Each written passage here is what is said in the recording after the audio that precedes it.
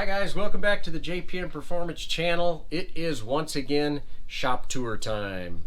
We are right at the end of March. March 31st. We're going to be moving on to a new month, and it's going to be a month of racing. We're actually going to get rocking and rolling. Pretty much all the local JPM customers are going to get really rolling in March. We've got actually going to, in 2 weeks, to a NASA event to do an endurance race at the new X-Trac in Missouri to get some track time for our upcoming race in June for the SCCA. So that's going to be a really good way to get in tune with the track. The track looks like it might be a little tricky, so some good quality lap times and basically a spec Miata at slower speeds will be really good practice.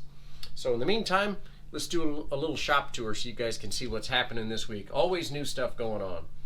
So engine number 1 of 2, this is actually for a fellow down in Tulsa, and we are building 2 identical engines, one for him, one for his son, for the Comma series for their Miatas. These are 1.8 VVT engines with some slight upgrades internally, with some forged parts and pieces. You can see the cylinder head is here ready to go. I already CC'd the head, the pistons are in, so got head gasket. I'm just kind of cleaning all the bits and pieces, getting this engine ready to go. Trying to kind of rock and roll these out here in the next couple of weeks so they can get them in their cars. They're actually doing a conversion from the 1.6 engines into this VVT 1.8 with a new rewire, mega squirt, and all of that. So that is not my project, that's their project. I'm just getting the engines built. So in the meantime,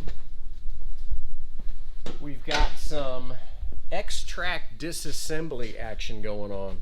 I didn't quite get this all the way apart.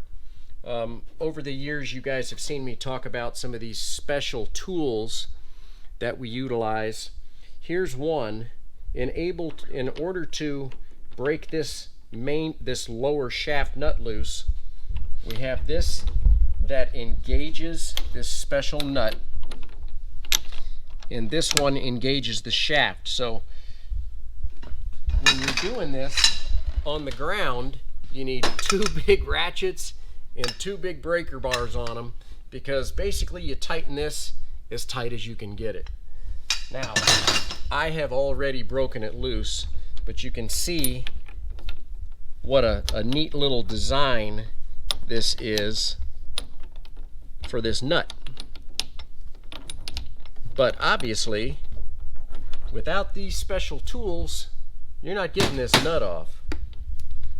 But anyway, don't quite have it apart yet, but I'm going to get it apart today, and then what we'll do is get some parts ordered. Odds are this transmission is going to be sitting here next week for you guys to see completely apart, see what was damaged, what parts we need to order, which I'm going to get ordered shortly, and you can really get to see the internals of one of these X-Trac transmissions. But check this out, guys. This is the transmission, the whole thing right here. In the front is nothing but a pair of drop gears, and in the back is nothing but a pair of output shafts. That's it. That's how big this thing is. The entire gear cluster is sitting here in 8¼ inches long. These things are a technological wonder. I'll tell you what, that they can handle 850 horse kind of blows my mind. But they are dry sumped with an internal pump here. So they're very heavy duty, as you can tell just from the size of these drop gears. But this is the good stuff, guys. We're going to have some really good disassembly video for next week. Let's move on. Okay, finally got all of the stickers off of the new NC car. Probably talked about this last week, but this car is going to the Ozark race for its first weekend for the endurance race as well. Did end up getting some of these redhead refueling lids. So these are kind of cool. Check this out. If you've never seen these before, this is how you put essentially 5 gallons of fuel in a car in about 10 seconds. You've got a special socket here, and obviously my jug is going to be on here. You'll be seeing the jugs next week. But when you put that on and you push it in like that, it goes wide open. And when you pull it up, it seals off. These are really slick, and that's how you get a lot of fuel in a car in a quick amount of time. So basically the car is cleaned off, looking good. Got an in-car radio system to get in next week, and a little bit of aim dash work. Because we've got a new racetrack we're running on this year, you have to go into these new aim dashes and actually insert the racetrack. I have not done that yet. I am hoping and I am assuming that AIM has the Ozark International Raceway in their database. I'm betting that they do. So moving over to Brian's car real quickly, you can see that we got new headlight in. The fender liners are still sitting here because I need to get this car on the dyno. Well, here's the problem, guys. I went to put water into the cooling system and it all started running out the bottom. You know why? Because the drain plug is sitting on his bench at home in Tulsa. So he is sending me the drain plug. Tip of the day, when you pull a plug out, make sure you put it back in, or at least stick it inside the car, so when you bring your car up to Kansas to get worked on, your special drain plug is not sitting at home. Kind of a funny story. Anyway, moving on. As you can see, Eric's car is on the ground. So the car is wired, completely ready to go. I don't know if I've ever talked about this, guys, but I keep these wheels and tires for Miatas over in the dyno area. So these are just old spec Miata wheels and some old Toyo R888s. What I do is I put these on every single Miata that comes in to dyno. And what that does is it makes it very, very consistent. Depending on the age of your tires, the stickiness of the tires, even the tire pressures, your dyno results can vary somewhat significantly, especially when we're trying to, when I dyno a bunch of, say, F production Miatas like this one.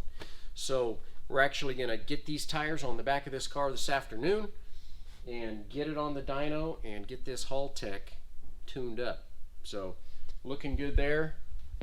We are only, like I say, about 3 weeks out from Hallett, so we're getting close. So in the meantime, as you can see, the BMW is on the ground.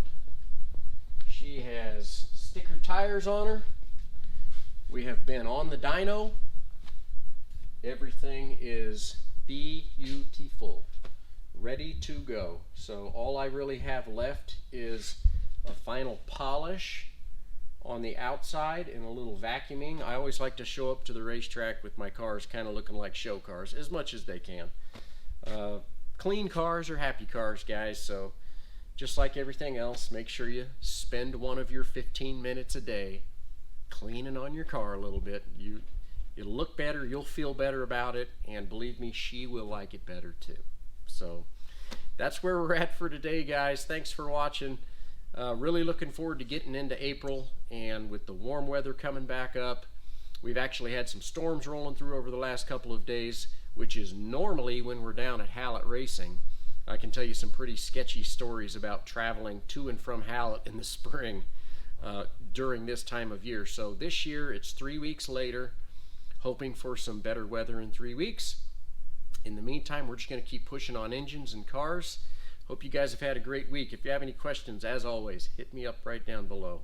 Thanks for watching, guys. Take care.